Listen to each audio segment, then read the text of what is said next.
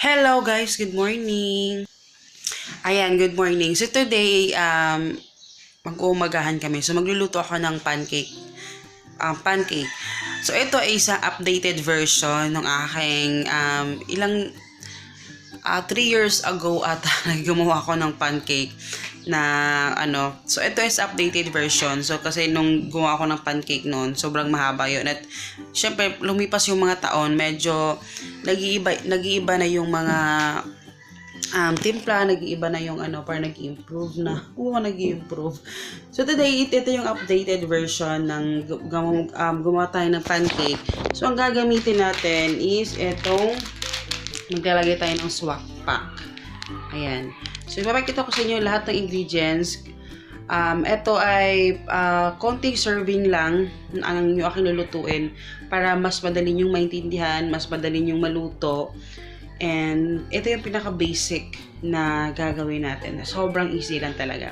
So ipi-prepare ko lang muna yung ating mga ingredients para maipakita ko sa inyo kung ano yung gagawin natin.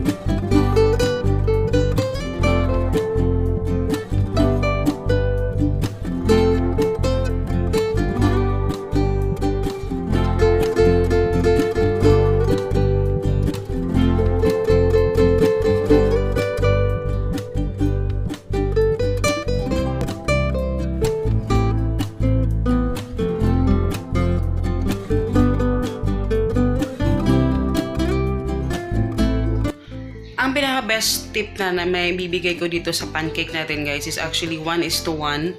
Yun yung ratio niya. So, bale, kung 1 cup yung lulutuin mo, 1 egg lang din, 1 cup lang din yung water. So, ganun yung basic na ng pancake. So, eto naman, para sa complete details nito, para sa kumpleto na please visit my website. Ilalagay ko yung link sa baba para sa full details sa ating recipe nito, okay? At doon, pwede nyo i-copy yun. So, eto, magsisimula na tayo sa ating lutuin. Ito yung pinaka-basic na gagamitin natin, guys. So, unang-una, ito, all-purpose flour.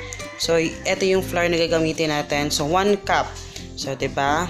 So, 1 cup na all-purpose flour. Meron tayong isang egg. Ang gagamitin natin is yung swak pack, isang sachet, 10 pesos.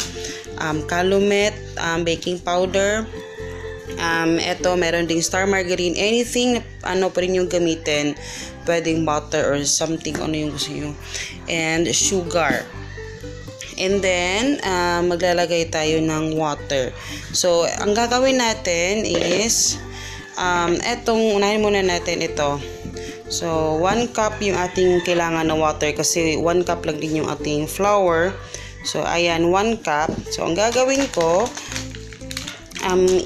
ilalagay ko tong powder dito sa ating Pyrex.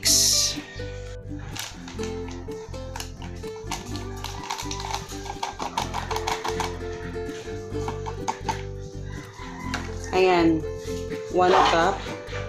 Tapos, lagyan natin ng water.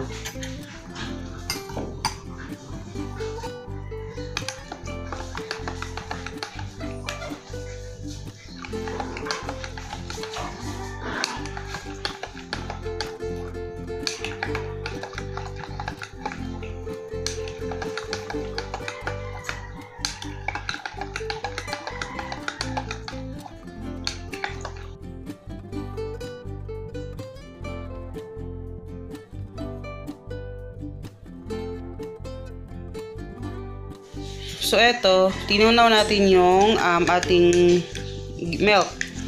Ayan, tunawin na natin mabuti.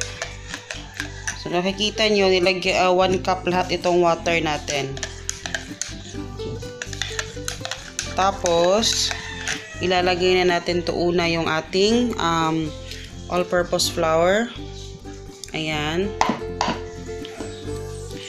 Tapos, ilagay natin yung ating baking powder. Yung ating baking powder is 1 tablespoon yung ating ilalagay.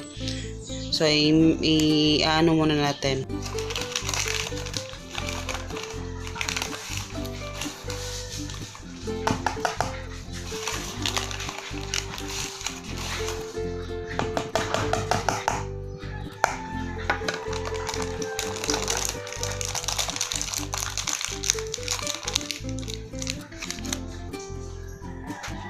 Ito, nalagay na natin yung ating baking powder.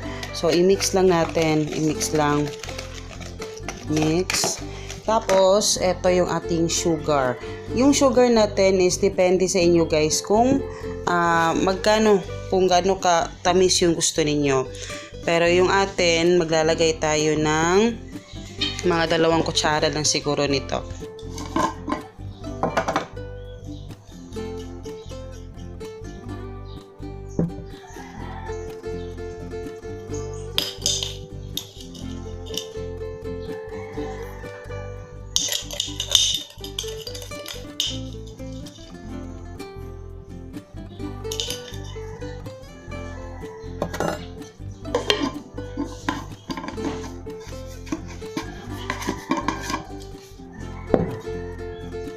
Ayan, pagkalagay natin sa ating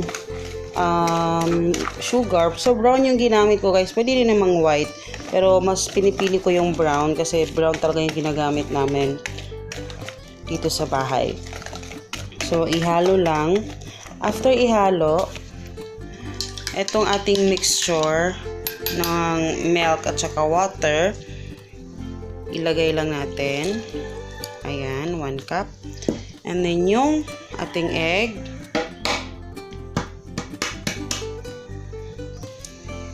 Yung egg at saka margarine. Pwedeng butter. Pwede din namang oil lang. Kung wala kayong butter or margarine, pwedeng oil. So, depende sa inyo. Pero, syempre, mas malasa kasi yung margarine. Kaya margarine yung ilalagay natin. Ayan. Depende sa inyo guys kung gaano kadami. Pero sa akin, mga ganito lang. Kasi 1 cup lang din naman yung ating recipe.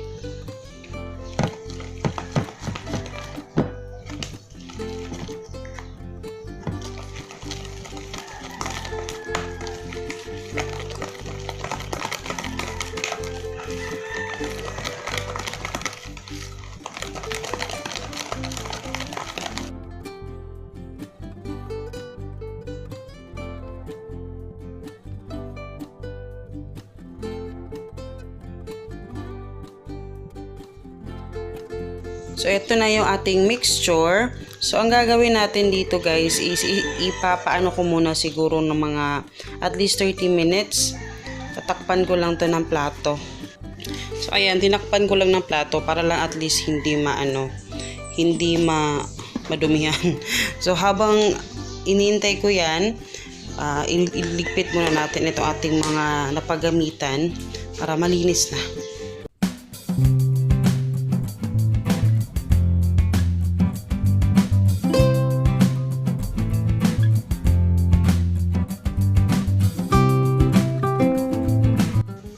Habang hinihintay natin guys, mag-harvest muna tayo ng ating spring onion. Teka lang, tignan ko muna sa ref, baka merong spring onion doon. Check pa muna.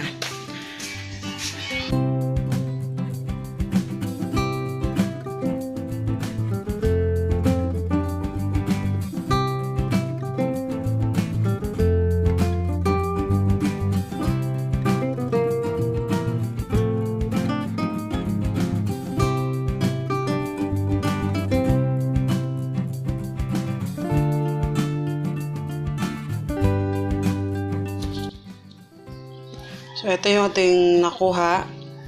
Ayan. Slice natin kasi magluluto ako ng egg. Tapos, lalagyan natin. Ang liliit na ng aking spring onion kasi ilang beses na yun na-harvest.